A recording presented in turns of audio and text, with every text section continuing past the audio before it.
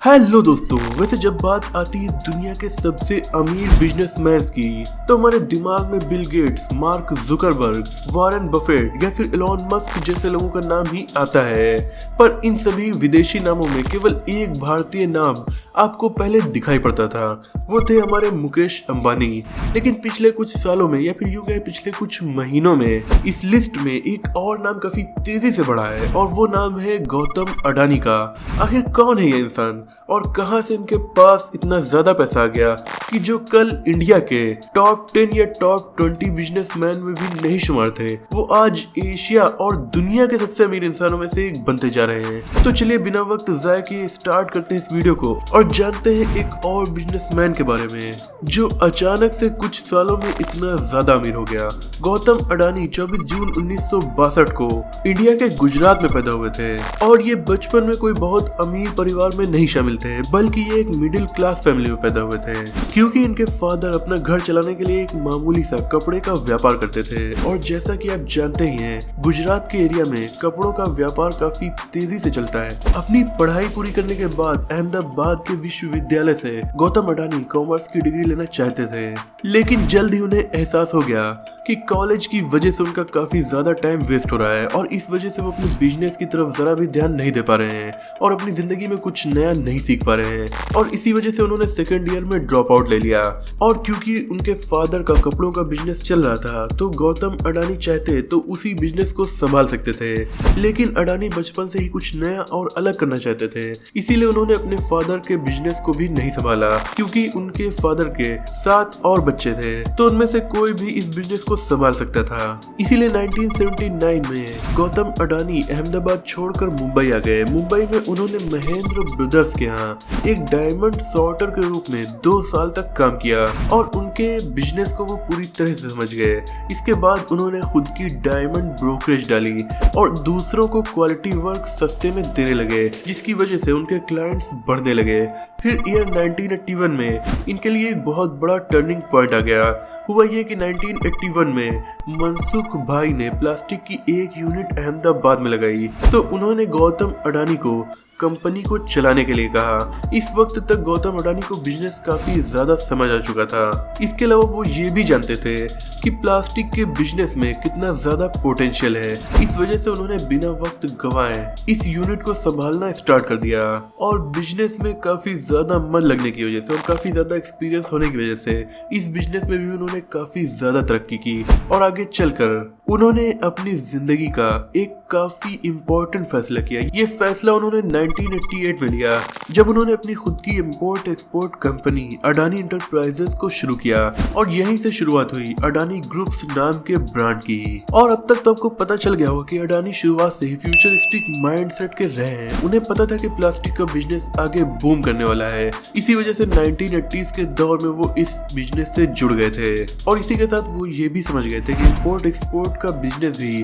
वक्त के साथ आगे बढ़ता रहेगा। इसीलिए उन्होंने कई सारे पोर्ट्स को अपने नाम किया और इंपोर्ट एक्सपोर्ट के बिजनेस में एक तरह से अपने कॉम्पिटिटर्स को धूल चढ़ा दी। उसी का रिजल्ट है कि धीरे ही सही पर वक्त आने पर उनका इंपोर्ट एक्सपोर्ट का बिजनेस इतना ज्यादा चला कि आज गौतम अडानी की एक बड़ी नेटवर्थ का हिस्सा इस बिजनेस से आता है। और केवल इस बिजनेस को करने के बाद अडानी नहीं रुके। साल दर साल ऐसी शायद ही कोई फील्ड बची थी जिसमें उन्होंने अपना हाथ ना आजमाया हो।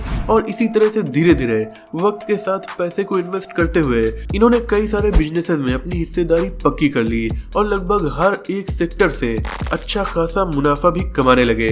लेकिन फिर भी हमारे देश के काफी बड़े बिजनेसमैन के आगे गौतम अडानी कुछ नहीं थे और देश में अंबानी, टाटा और बिरला के आगे इनका नाम कहीं आता ही नहीं था। और साल 2014 के पास जब इनके बड़े कॉम्पिटिटर्स की नेटवर्थ काफी ज्यादा हुआ करती थी, तो उसी वक्त अडानी की कुल नेटवर्थ $2.6 बिलियन के आसपास ही थी, यानी कि अपने सभी कॉम्पिटिटर्स से लगभग 10 गुना से भी ज्यादा कम। लेकिन जब साल 2014 आया और भारत में पहली बार मोदी सरकार आई तो इनके ऊपर तो जैसे इल्जामों की बौछार लग गई और ये लगना लाजमी भी था क्योंकि सरकार बदलने के बाद जहां बहुत सारी कंपनीज को लॉस हो रहा था, तो वहीं दूसरी तरफ अचानक से कछुए की रफ्तार से बढ़ती हुई अडानी की नेटवर्थ 6 महीनों के अंदर 2.5 गुना बढ़ गई और $2.6 से सीधा 7.1 बिलियन डॉलर इनकी नेटवर्थ हो गई और इसी के साथ ही इंडिया के 11वें सबसे अमीर इंसान बन गए। लोगों की नजरों में पहला मौका था जब उनके सामने गौतम अडानी का नाम आया हो और विवादों से घिरा रहने की वजह से उस दौर में इनकी काफी ज्यादा बदनामी भी हुई। वैसे तो सभी इकोनॉमिस्ट अडानी की नेटवर्थ में अचानक से हुई इस उछाल की वजह अलग अलग वजहों को मानते हैं, लेकिन साल 2014 अडानी के लिए कुछ खास ठीक नहीं था और इसमें इनकी काफी ज्यादा बदनामी हुई थी। लेकिन जैसे जैसे वक्त बीतता गया लोग इनको फिर से भूल गए और टाटा, अंबानी और बिरला के आगे इनका नाम फिर से लोगों को नहीं याद था। पर फिर आया साल 2021 जब एक बार फिर से इनकी नेटवर्थ में बहुत ज्यादा उछाल हुआ और 15 बिलियन डॉलर से सीधा 72 बिलियन डॉलर इनकी नेटवर्थ हो गई। इस लिहाज से पिछले 1.5 सालों में गौतम अडानी ने हर दिन लगभग 1002 करोड़ रुपए कमाए हैं। जी हाँ, हर दिन 1002 करोड़ रुपए। और इसी वजह से गौतम अडानी की नेटवर्थ 72 बिलियन डॉलर तक पहुंच गई है। पिछले 1.5 सालों में भले ही ये इंडिया के सबसे अमीर इंसान न हो, पर मुकेश अंबानी से भी ज्यादा ये कमा रहे थे और उनसे काफी तेजी से इनकी नेटवर्थ आगे बढ़ी है। अब सवाल ये आता है कि आखिर इतनी ज्यादा स्पीड में अचानक से इनकी नेटवर्थ कैसे बढ़ गई? क्या इसके पीछे कोई घोटाला था या फिर इनके सर पर सरकार का हाथ था? बीच में तो जब इनका नाम एनसीबी और ड्रग्स केस में भी आया था तो लोगों ने यही मान लिया था कि पिछले 2 सालों में इन्होंने इतनी ज्यादा कमाई की, उसकी पीछे की वजह ये ब्लैक मनी ही है। लेकिन दोस्तों, इतनी बड़ी संपत्ति को बनाने के लिए ड्रग्स तो छोड़िए, दुनिया का कोई भी लीगल और इलीगल बिजनेस कम पड़ जाएगा और आपको इसके लिए अपना पैसा इन्वेस्टमेंट करके वहां के प्रॉफिट से ही कमाना होगा। और ठीक कुछ ऐसा ही गौतम अडानी के साथ भी हुआ। मैं ये नहीं कह रहा हूँ कि गौतम अडानी ड्रग केस में इन्वॉल्व थे या फिर नहीं थे, क्योंकि इसके बारे में तो लोगों को वक्त आने पर पता चलेगा और फिलहाल इंटरनेट पर कोई भी ऐसे सबूत नहीं है जो इसमें इनके होने या फिर ना होने का प्रूफ दे सके।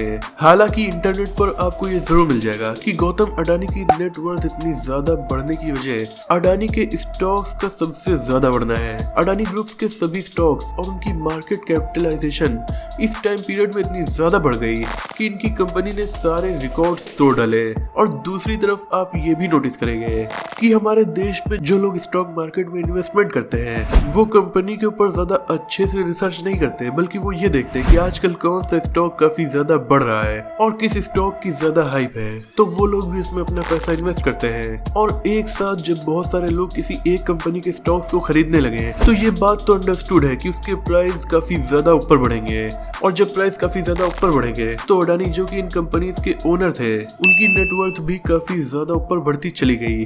दूसरा और सबसे इम्पोर्टेंट फैक्टर ये था कि इन्होंने काफी सारी सही इन्वेस्टमेंट्स की। जैसे कि मैंने आपको पहले ही बताया कि ये हमेशा से अपने पैसों को सोच समझ कर इन्वेस्ट करते हैं कि आखिर उस बिजनेस का आगे जाकर क्या स्टेटस होने वाला है और क्या फ्यूचर में वो प्रॉफिट दे पाएगा या नहीं। इन सब चीजों को एनालाइज करने के बाद ही गौतम अडानी ज्यादातर बिजनेस में इन्वेस्टमेंट करते थे। जैसे कि हाल ही में इन्होंने सोलर एनर्जी पर अपना काफी सारा पैसा इन्वेस्ट किया है कि फ्यूचर में सोलर एनर्जी पर और रिन्यूएबल एनर्जी पर काफी ज्यादा काम होगा।